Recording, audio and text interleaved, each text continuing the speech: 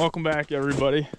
I just figured I'd take you along. I'm setting up some trail cameras here to try to see not only what bucks made it, and I want to figure out exactly where these bucks are living, so you know, when shed season comes around this spring, I've got a good jump start on where I'm going to be able to find what sheds. So we got a bunch of trail cameras in my backpack here, and there's been a ton of deer that have been wintering on Carl's new seeding piece.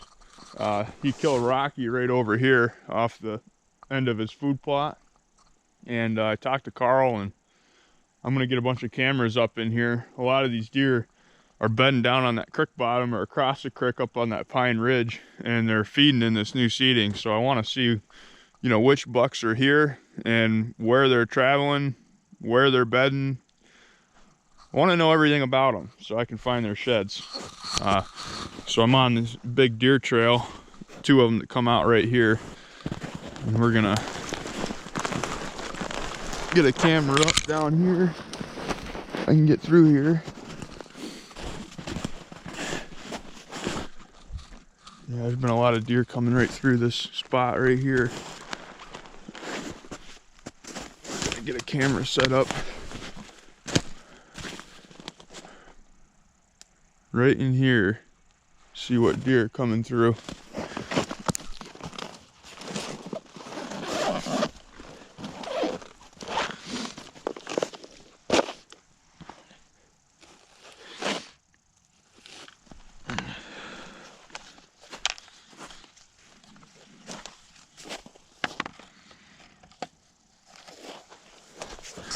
When I'm looking for a spot to put up a camera, I always want to face them to the east, because all of our weather normally comes from the northwest or the southwest, so it's coming like this. So in order to keep the snow and everything out of your camera, you want to have it faced the opposite way of that weather. So that's why we're facing it this way, and we got two trails that come through right here, and then I think I'll be able to catch whatever's walking on that trail out there as well. So that's what we're gonna do with that one.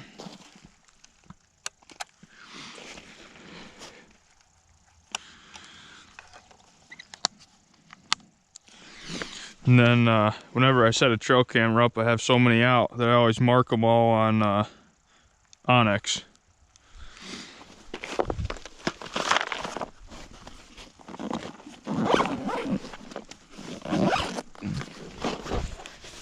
Okay, let's go see if we can find another big crossing over here.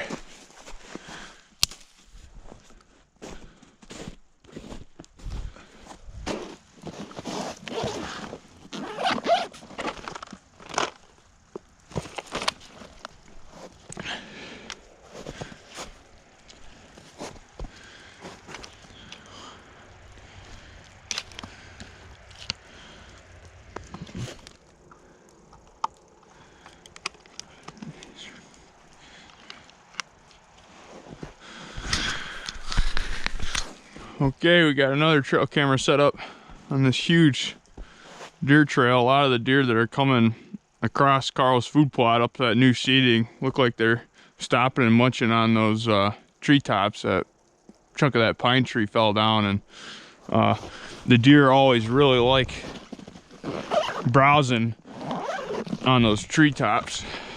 Come over here, I'll show you what I'm talking about.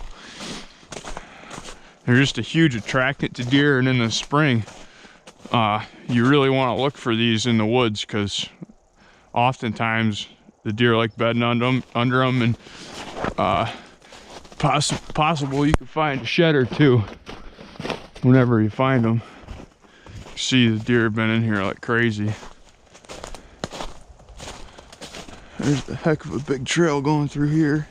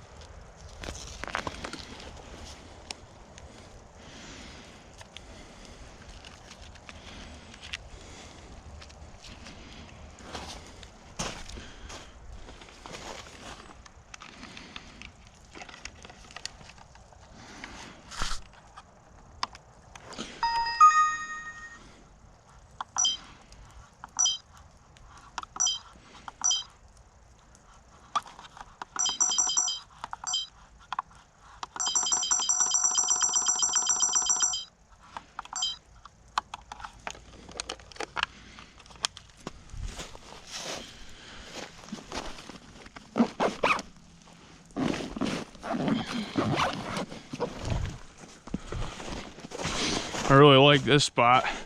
You have this big slough that's flooded right here, and the deer aren't going to want to cross that ice. They're going to stay on this high point in between the creek and that slough, and you got two huge trails coming right through here, and that camera should have the ability to catch both those trails, I would assume. So we should be in business. We should, here in 2 or 3 weeks, be able to have a really good idea on what bucks are here and what they're doing. Some beavers have been up in here chewing quite a bit.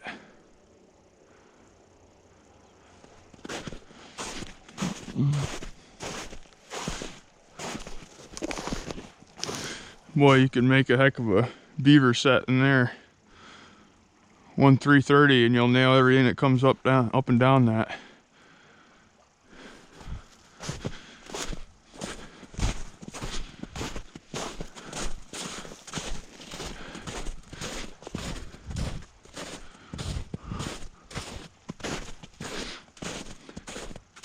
In years past, this has all been super swampy area down here.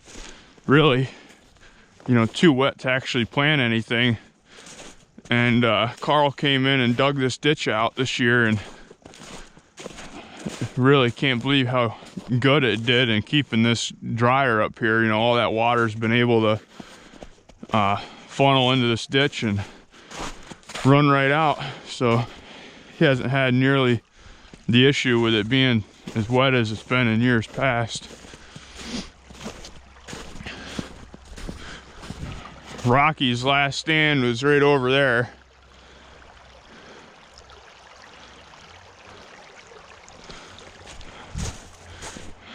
From right here, you can see the massive trails going into that new seeding.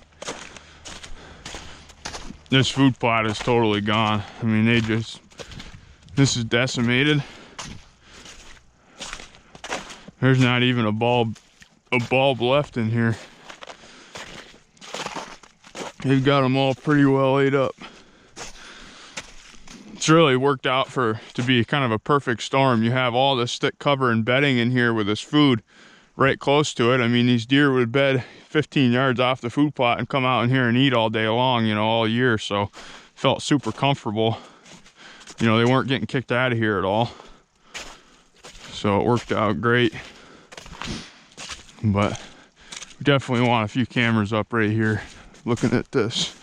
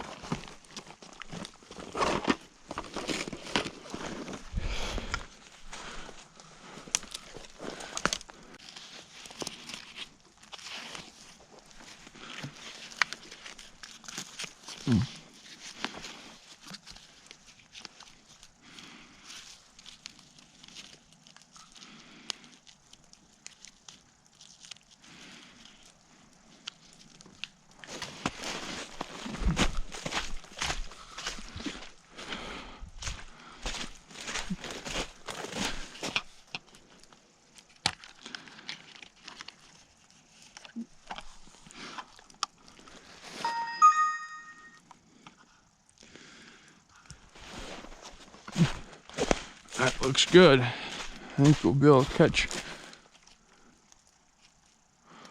a lot of critters coming through there.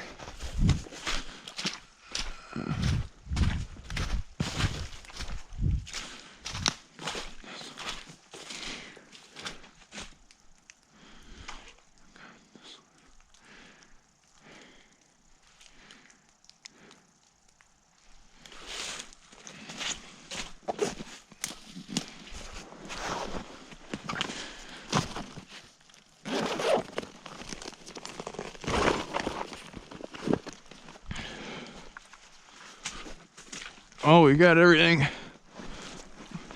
A lot of it covered pretty well here, I think. I want to keep walking down and see what else for trails they got going across there. That page wire fence kind of helps to zero them into certain spots. Well, we made it down to the strip food plot where Dad killed the OLIGHT out of the back of it. I want to go down here and check out the beaver dam and stuff down here and see how active it is, what it looks like.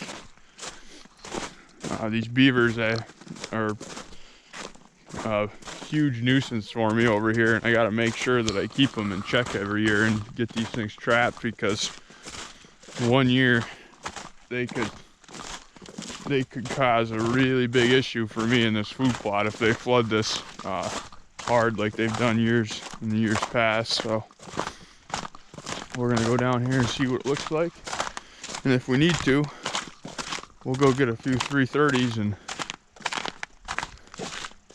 we'll let them have it.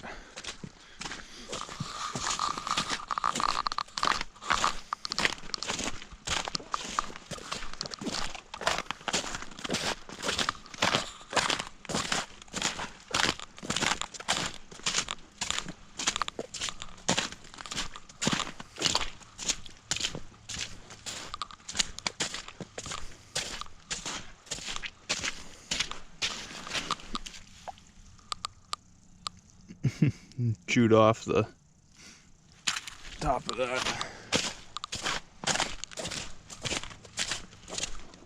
Right here is where the OLIGHT was standing when he got shot. Actually, he's right here, right from up there. But that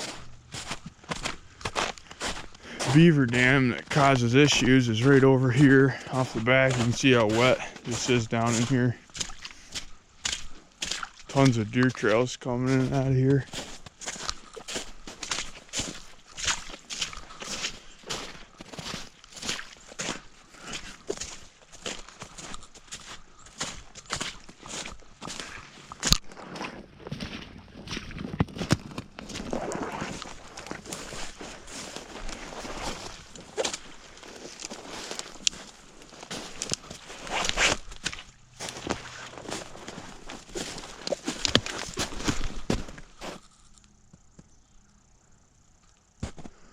Actually, it looks pretty drained, really. I don't know if there's any action on this house or not. We'll go check it out. Something's been going in and out right there quite a bit.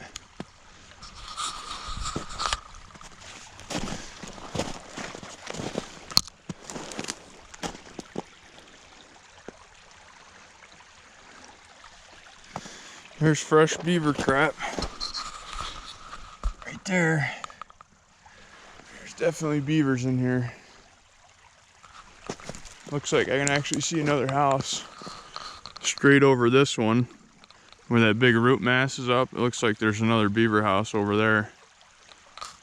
These beavers have totally destroyed this corner of the woods. Look at all the dead pine trees from being drowned out by the water, and a lot of them are over tipping in the wind because of the root systems getting covered. They're, filled with water. See where the beavers have been coming up over into this channel right here.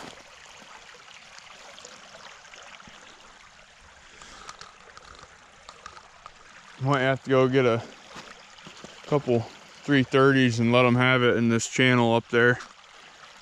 We can't set them on the dam or anywhere close to the dam, but we can set them down there and take them out. That'd be terrible if they decided to build another dam right down there and flood all this out where my food plot is. So we better get them killed before that could happen. I don't know where all this water's running out. It must be obviously a hole in the bottom of the dam here somewhere that's coming through.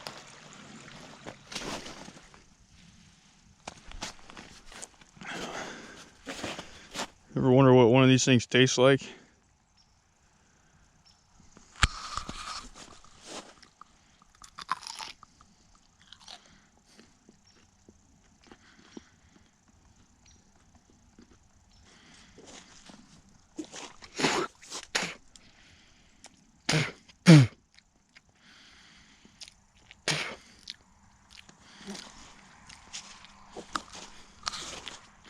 They're a little bitter.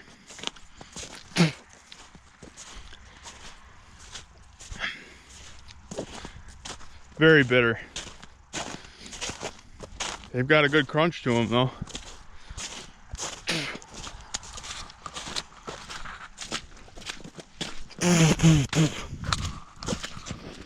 I checked this camera the other day that's on that tree right there, and there's been a couple really nice 2.5-year-old bucks that have been coming through here just about every night.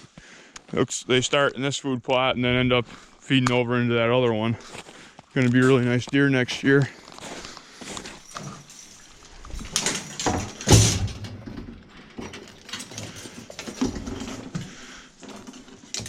Time to get rid of those beavers. Let's go down there and take them out. Get the old 5-wheeler fired up.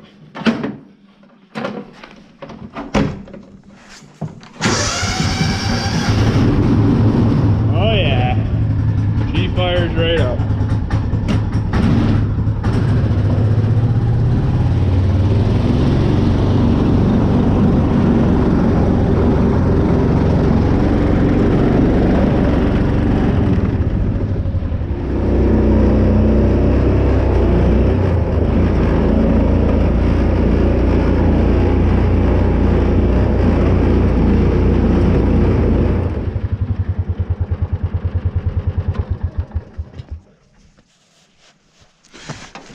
The old 5-wheeler got me to where I need to be here.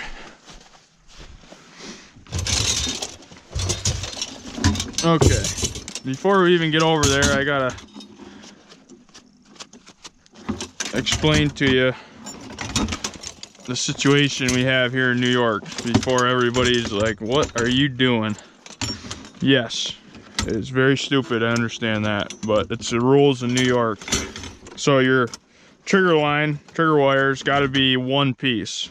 So unless you take it off and put a one-piece line in there, you can just take and twist them.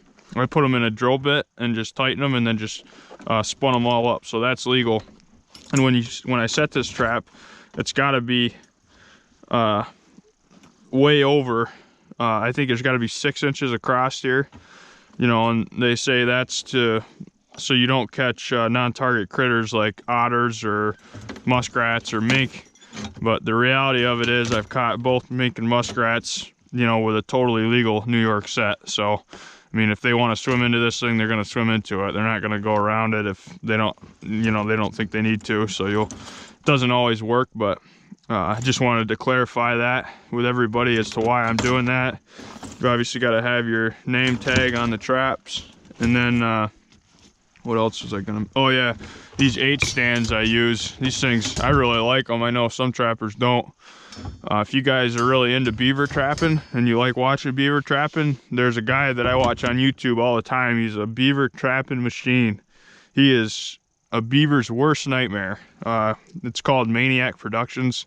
He's out of Minnesota, and man, he puts out a lot of really great beaver trapping videos, and he's a machine. I mean, he's just trapping beavers left and right this year. It's been a lot of fun watching them. So if you guys are into beaver trapping and you want to get a lot more of it, go check out his channel.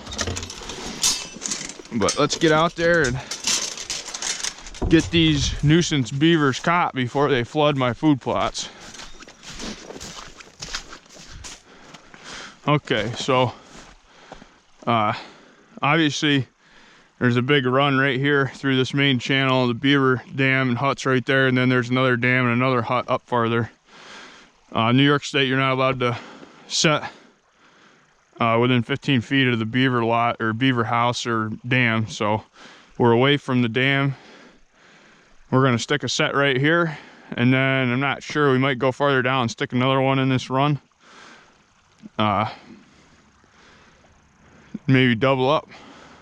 I don't think there's too many beaver in here, but all it takes is a few of them to cause huge problems for my food plot over here.